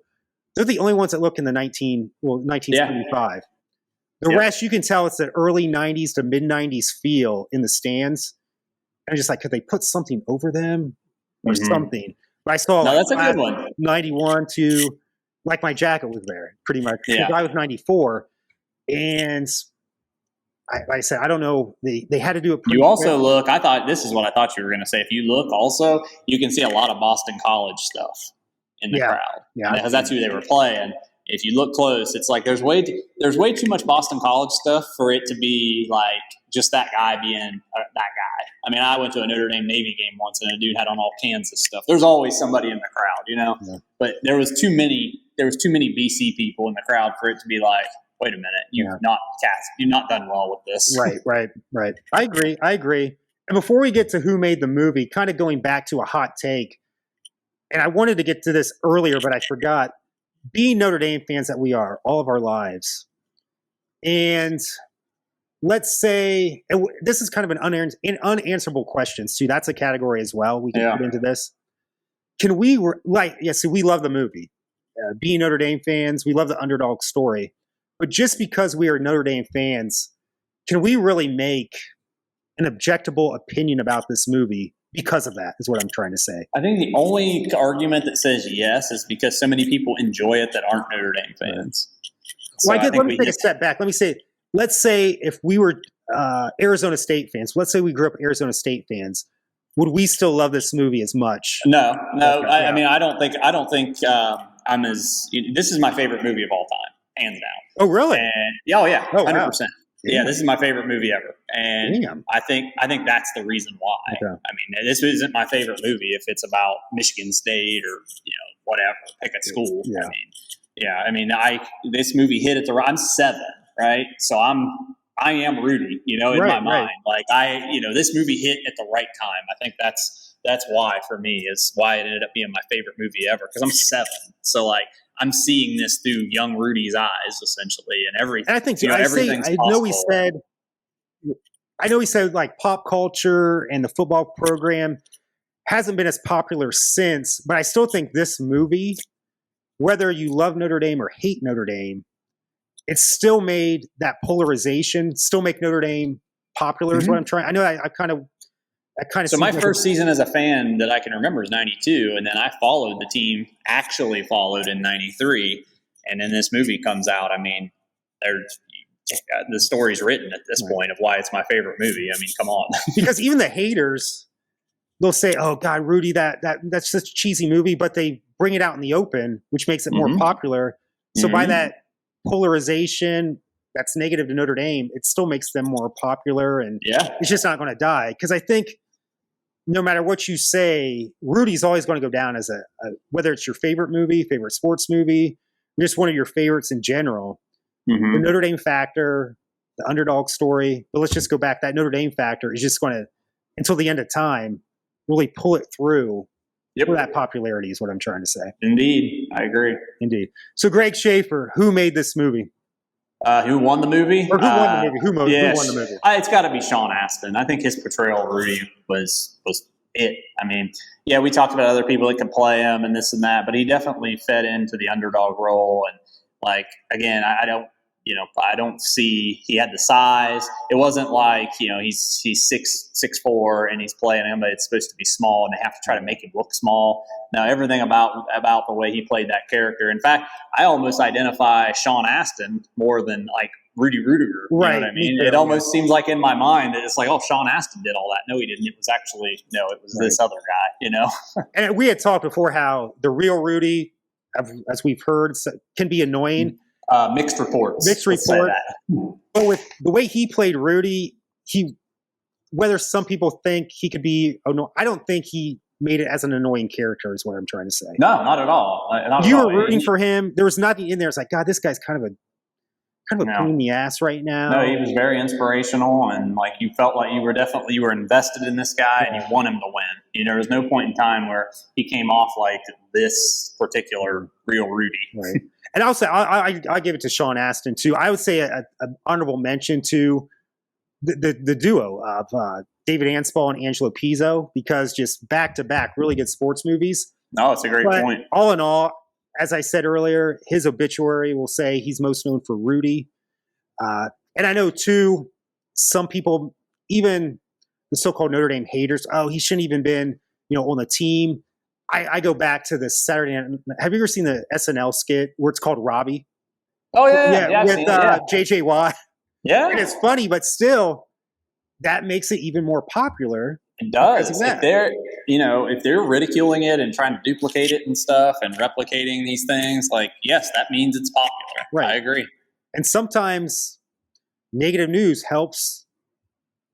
Yeah. So. Miley Cyrus took that route. I mean, yeah. I mean, it's. I say another before we get off here. What's aged the best, or not aged well? The music. Really. Jerry Goldsmith dominated it. I'm so glad you brought that up before we sign off. But I will say this. This will be the last thing I say before I let you go. But stick around before I just. Yeah, of course. I think it was missing a 70s kind of pump up type of song. Because in the 70s, you had where's the big Rush song here? Like the band Rush. Rush had some. But does that make this movie different? Because so many of those movies did that. You know what I mean? And is that what makes it work? Just playing devil's advocate. But to me, Rocky 3, Eye of the Tiger. Yeah. I mean, but also so many movies. Then all of a sudden, maybe Rudy falls into a category like that. Right. I think Rudy's kind of in its own little bag. Yeah. It kind of sits in its own little nice. That's a good point. That's a good point. All of a sudden every movie's got that 80s montage song, You're the best, Karate Kid. All right, yeah. Which was supposed to be in Karate Kid 3. Or I'm not Rocky 3, that is. Oh, no. Stallone said, no, I don't want it. And then 2 years later, they were looking for a song, and Stallone's like, if you want it, you have it. So no kidding. I did not know that. I kept thinking maybe there was just a song missing, get Rush in there, Aerosmith. I mean, it could work, but I also another think one all of a sudden, Dust from Queen. I think it also falls into that category of like, here we go again.